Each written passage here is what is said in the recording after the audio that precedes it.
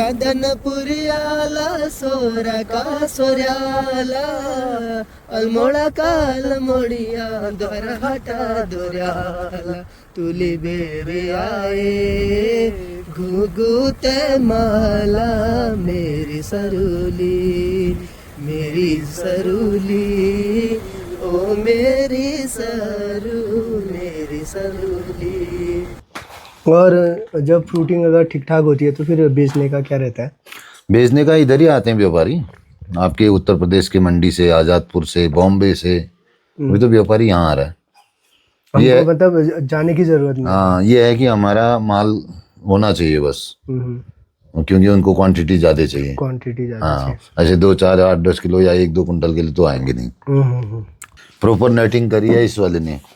ये वाला 5 लाख के करीब की भी बेचता है सालना।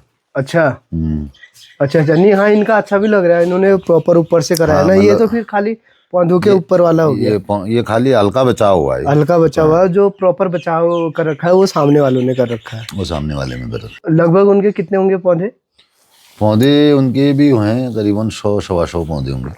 साहब बहुत पैसे कमाने की कभी जीवन में नहीं रही, कुछ सीखने की जरूर रही, मतलब कुछ नया करें ऐसा। हाँ नया, लेकिन उसके बाद हमें लगा यार कि सबसे बेहतर, मतलब आज महसूस कब करने लगे जब इस मिट्टी से जुड़ा हुआ, तो अरे यार इसमें तो आलू उग रहा है, इसमें मतलब सब चीज़ उग रहा है, जो लगाओ फल उग रहा है, इसको मात्रा में ज़्यादा लगाओ तो इसी से हमें कहीं जाने की ज़रूरत नहीं। 10-20 कट्टे आलू बेच देते हैं, वो खर्चा निकल जाता है। 2-3 कुंटल मटर बेच देते हैं, वो खर्चा निकल जाता है। अपने घर में हरी सब्जियां खाते भी हैं। और हाँ, और ये है कि प्रॉपर मॉनिटरिंग चाहिए, उस पर बहुत उसकी निगरानी चाहिए, पौधे से लेकर पानी कब क्या है उसको, जैसे मतलब बच्चों की रेख देख ऐसे बागवानी की रेख देख होगी तो तभी मन भी लगा रहता है। बिल्कुल। अभी हमारे पिताजी तो लगभग कम से कम दिन के 10 घंटे बागवानी पे बिताते हैं। 10 घंटे दिन का ऐसा कभी हुआ, अभी वो आए हैं तभी बैठे, नहीं तो कुछ ना कुछ करते रहते हैं। अभी 30 लीटर खुद अकेले उन्होंने ब्रास का जूस बनाया, तो मेरी मिसेज और पापा ने। घर ही पे। अब उसको जैसे बाजार का जो हम उस तरह का जूस तो बहुत ही हानिकारक है वो। ये तो इसका आप ढूंढो, सर्च करो गूगल पे, तो इस पे तो 8-9 मिनरल्स हैं, एक प्रकार के मेडिसिन है ये तो।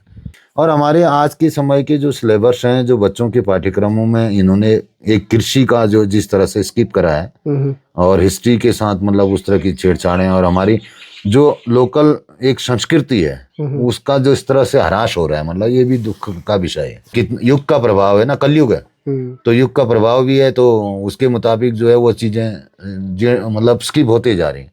क्योंकि जैसे आजकल बच्चे ही देखो मनमाने तरीके से शादी करते हैं। आखिर माँ बाप का भी तो कुछ महत्व है। आप अपने जीवन के बारे में खुद सेल्फ डिसीजन मेकर हो रहे हो और बोल रहे हो कि मतलब हमको जीना है।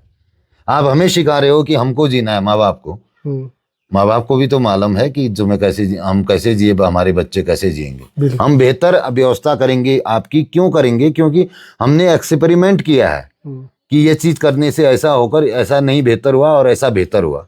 आप तो अभी फर्स्ट ही ट्रायल में हैं, तो आप ऐसा फैसला कि हाँ भाई माँ बाप को पूछा नहीं, बोला चल दिए, कितना गलत है। माँ बाप कितने अरमानों से, कितनी उम्मीदों से, कितनी मेहनत से बच्चों का पालन पोषण करते हैं, और क्या उनके भी तो कुछ ये होते ना, उम्मीद होती।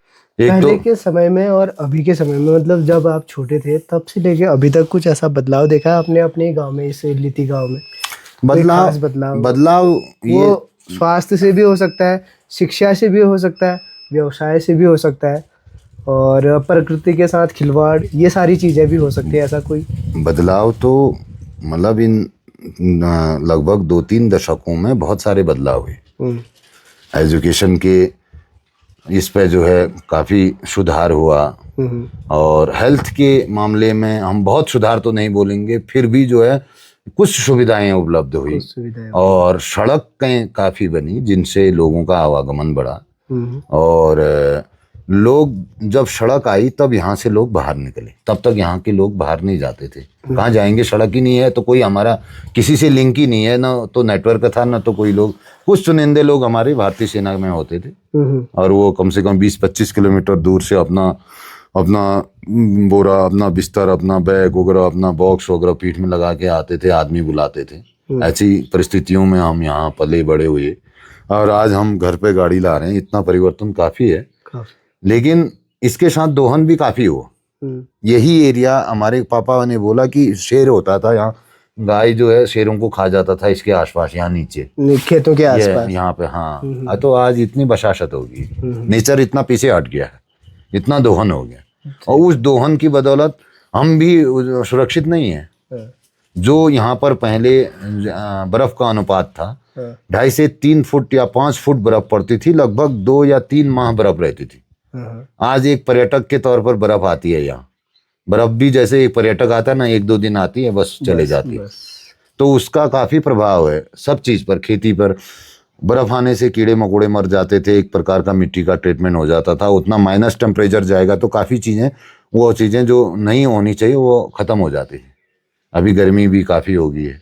मतलब यहाँ पे एक प्रकार से कहें कि जो सरकार के एक ऐसे प्लान को रोकने के प्लान थे, काफी वो चीजें यहाँ पर आई और लोगों ने उसको अपने जीवन में उतारा और अपनी लाइफस्टाइल चेंज करी। लोग यहाँ रह रहे हैं अब।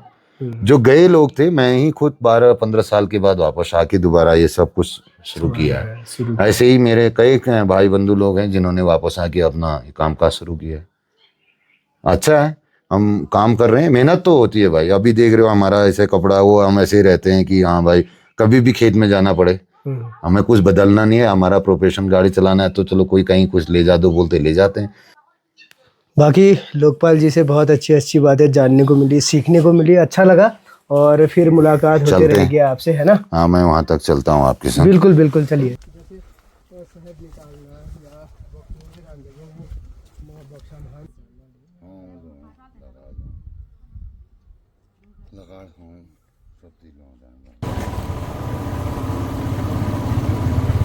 ओके जी, तो अभी हम लोग वापसी कर रहे हैं और ठीक सामने एक बेहद खूबसूरत गांव दिखाई दे रहा है। और वहाँ को भी जो आप सफ़ेद कलर का कुछ देख रहे हैं ना खेतों में, वो कीवी के ऊपर नेट डाला हुआ है। और इस पूरे सामा क्षेत्र में, या कहें कि बागेश्वर डिस्ट्रिक्ट में, कीवी मैन के नाम से जो जाने जाते हैं भवान कोरंगा जी। तो जो सामने आप देख रहे हैं ना, वो कीवी का बागान उन्हीं का है। बाकी अभी शाम के 3:30 बज चुके हैं, तो वहाँ जाने तक लगभग 4:30 बज जाएगा, क्योंकि आगे धार तक तो रोड है, उसके बाद जो है पैदल जाना होता है। तो वहाँ जाना आज मुश्किल है। इनका मैंने नाम काफ़ी सुना है, अभी मिला नहीं हूँ। तो बहुत जल्द मैं कोशिश करूँगा कि उनके पास भी जाके उनसे बातचीत करूँ और कुछ उनसे भी सीखने को मिलेगा, जो मैं आप लोगों से भी साझा करूँगा। ये लोग हमारे लिए प्रेरणा के स्रोत हैं, जो किसानी करके, इतनी मेहनत करके गाँव वालों को भी ये रोज़गार देते हैं। तो इनसे मिलना भी ज़रूरी है। तो आज के भोजन की व्यवस्था हमारे धीरू भाई ने और मामा जी ने करी थी। और राजमा, दाल, छो, चटनी क्या खो? लहसुन के पत्ते, पुदीना, भंगजीरा और हरा धनिया। तो वापसी के समय हमें मामा जी भी मिल गए हैं, राजेंद्र सिंह कोरंगा जी, और बड़ा अच्छा लगा। बहुत दिनों के बाद आज भेंट हो रही है। आज हमें पिठा लगा देश लगे लगा ला या पुतड़ देला, बढ़िया वाला लगाएंगे, बढ़िया वाला लाना है। 3 उंगली से ना ए वो बाद में महंगो पड़ जाला। आधो किलो मिश्री हुई है, बिस्कुट है, डाब। अच्छा उदी लागले जानूंगा। आधो किलो तो हम, आधो किलो में हम 2000 ये जना है। चलो फिलहाल में ये तो मजाक की बातें हो गई। और यहाँ से एक कीवी का अचार और एक कीवी का जूस शुगर फ्री वाला वो लेके जा रहे हैं। और कैंडी भी है, तो ये भी लेके जा रहे हैं, क्योंकि आगे जब धीरू भाई ने चखाया था तो बड़ा अच्छा लगा, तो ये भी लेके जा रहे हैं। तो मतलब कीवी के यहाँ पे काफ़ी प्रोडक्ट मिल जा रहे हैं, तो अच्छा है मतलब। बाकी अगर आप लोगों को भी माल्टे का जूस, बुरास का जूस या कीवी का जूस या ऐसा कोई भी आइटम चाहिए होता है, तो आप लोग कांटेक्ट कर सकते हैं। शादी ब्याह के लिए भी पर्याप्त मात्रा में मिल जाएगा और कंसेशन भी मिलेगा उनको। अच्छा, तो चलिए जी, वक्त हो चला है मामा लोगों से और दानपुर हिल्स के धीरू भाई से जो है विदा लेने का। चलो अच्छा लगा मिलके, फिर मिलते हैं बहुत जल्द। बिल्कुल बिल्कुल, यहाँ आते रहिए। क्या उन्हें तमले उन्हें रहा अरिता न्यून भाई केला बोल चल ठीक हो भाई नो बस शिमला मिर्च लाएंगे अमर वाले उन्हें ठीक हो पिंडवा लाया जिले लाया बोलो का लाया अच्छा अमर वहाँ आले खिला ले तुम्हारे वहाँ आले की खिला ले ठीक है। बहुत तेज ना दानपुर हिल्स के धीरू भाई के संगत में जो भी रहते हैं ओके जी, तो फिलहाल अभी शाम के 5:30 बज चुके हैं और हम लोग वापसी कर रहे हैं। रमाड़ी से नीचे आ गए हैं एक बैंड, और दिन का खाना आज हमारा धीरू भाई लोगों के पास हुआ, तो उनका बहुत बहुत धन्यवाद। खाना बढ़िया स्वादिष्ट बना हुआ था। और यहाँ पे हमारा एक छोटा सा स्टॉप है, उसके बाद हम सीधे घर बढ़ेंगे। और जिनसे मैंने बातचीत करूँगा सोचा था लाल सिंह जी से, तो उन्हें आज कहीं जाना पड़ा। वैसे मैंने पता किया था गोकुलदास से कि वो घर है या नहीं, तो उन्होंने कहा घर ही हैं करके, और इत्तेफाक से उन्हें आज कहीं जाना पड़ा, तो उनसे बातचीत नहीं हो पाई। बाकी आओ अपने पहाड़ को जाने, अपने उत्तराखंड को पहचानने के इस एपिसोड में बहुत जल्द मैं कोशिश करूंगा कि उनके पास पुनः जाऊं, और साथ ही और भी गांव जो है विजिट करने की मैं पूरी कोशिश करूंगा। तो चलिए इसी के साथ आज के इस ब्लॉग में इतना ही रखते हैं, फिर मिलते हैं आपको बहुत जल्द अगले ब्लॉग में। तब तक के लिए बाय बाय, टेक केयर।